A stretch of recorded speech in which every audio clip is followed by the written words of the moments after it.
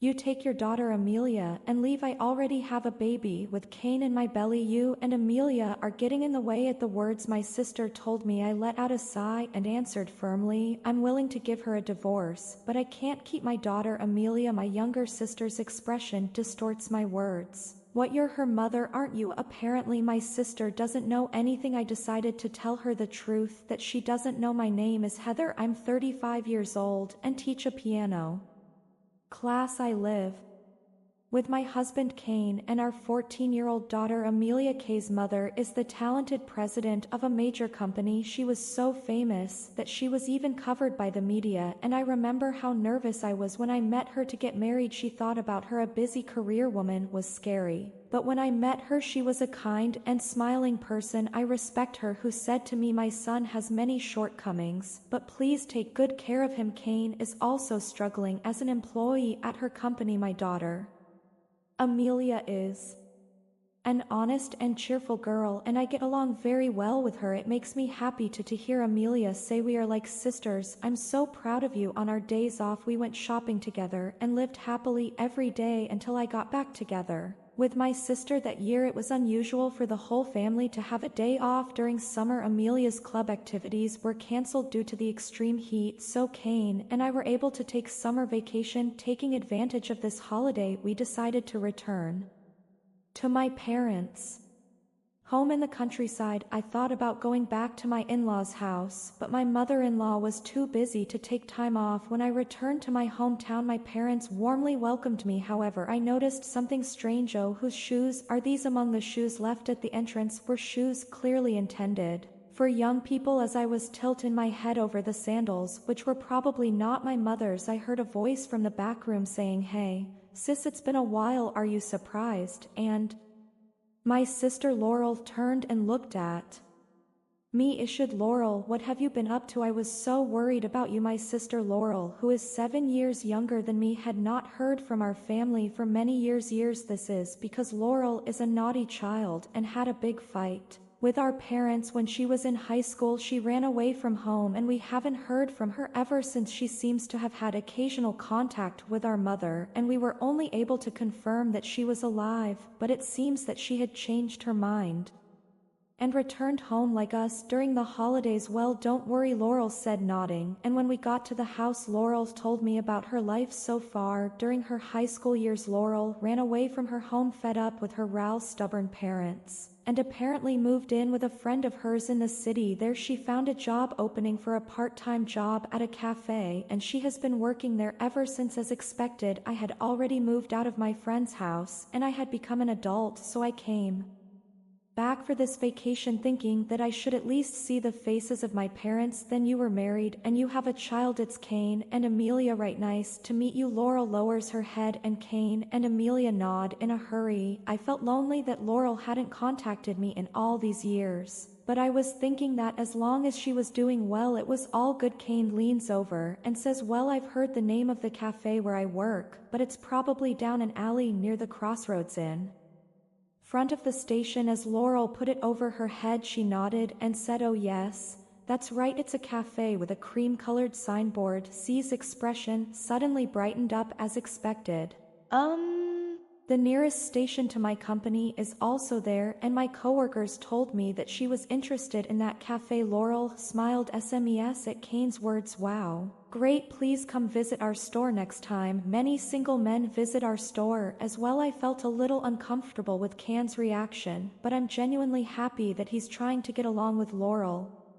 It was also fate that Cain's workplace was close to Laurel's part-time job. Sometimes I would think of her and wonder how she was doing. I had been worrying about her, and while I felt the wonder of fate that she was still alive and well, so close by, I shared the joy of reuniting with her after spending our holidays with Laurel and my parents. Laurel started coming to visit us often. Sometimes I would invite her, and sometimes I would get a call from Laurel saying, can I go tonight? My younger sister Laurel is very cute as she is 7 years younger than me. I never turned down a request from Laurel, and she never turned down an invitation from me unless she had something special planned. Amelia also accepts Laurel as her aunt, and Cain is so happy that he says it's like having a real sister. I'm an only child, so I wanted a sister like her. Our family became very close to Laurel, and we often took her on family trips with her. It was about 6 months into this life that Laurel started acting strange. Laurel suddenly stopped wanting to come over, and she started ignoring my invitations. Laurel is a reckless and short-tempered girl, so maybe something was wrong with her. Worried about this, I decided to visit Laurel's part-time job during lunchtime after finishing work early on weekdays. It was my first time going to Laurel's workplace, but I remembered the conversation I had with Kane and Laurel, and I spotted a cream-colored sign just inside the alley at the intersection in front of the station. When you open the door and step inside, you hear the sound of cowbells clanking. A clerk wearing a brown apron said, "Welcome." I said hello, and when I looked for Laurel, I couldn't find her right away in the small store. I was relieved to see that Laurel seemed to be doing well, but perhaps she was taking a break and she was sitting without a brown apron talking to someone. I felt bad about it. But when I peeked into the seat trying not to be seen, I saw C there. C must have known that I was worried about Laurel, yet he never once told me that he was meeting Laurel. When I said I haven't been able to get in touch with Laurel lately, she's been a bit of a troublemaker, so I hope she doesn't cause any trouble again. Kane said, "I'm sure it'll be fine." She said she became an adult, right? I was staring at them, wondering what they were talking about, and then it dawned on me the two of them were holding each other's hands on the table. He's so smitten with Laurel, he's completely being led by the nose. I realized that it was definitely a relationship between them, so I ran out of the cafe and said to the confused employee, "Are you all right?" and said, "Sorry, I got to go." After that, I must have gotten on the train and gone home, but I don't remember anything about that process. I don't want Amelia to worry, so when she came home after her club activities, I tried to behave as usual, but I was unsure if I had done it properly that night.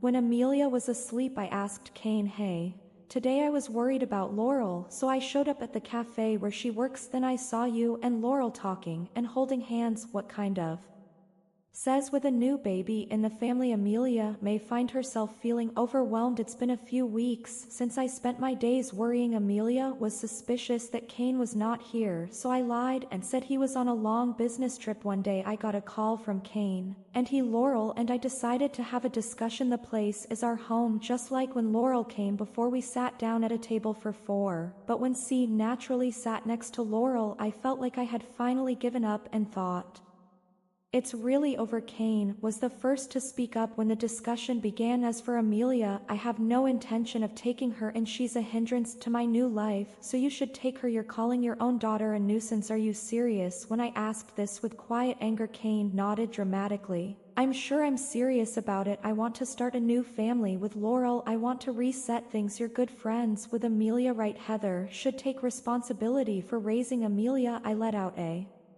sigh as Kane was trying to push Amelia on me. I feel bad for Amelia for having someone like this as her father. I've been thinking about what to do about Amelia for a long time, but I feel like I've made a decision after seeing Kane's attitude when I said with determination, "Okay. In return, please make sure to pay child support." Laurel, who had a straight face, smiled. "You did it, Kane. Now all the troublemakers are gone. From now on, it's just you and our baby." Even though it's in front of me, I silently stand up as they share their joy without hiding it. Then I handed Kane and Laurel the brown envelope I had left on the kitchen counter. "What is it? Isn't this too thick for your divorce papers?" "It's not a divorce papers, just open it," I urged Laurel, who is looking at me like a fool, to open her brown envelope and take out her contents. Laurel's face gradually turned pale as she looked through the documents inside her. What's written on it?" Kane looks into the document, but Laurel tries to hide it. "Don't look at it." Kane must have sensed the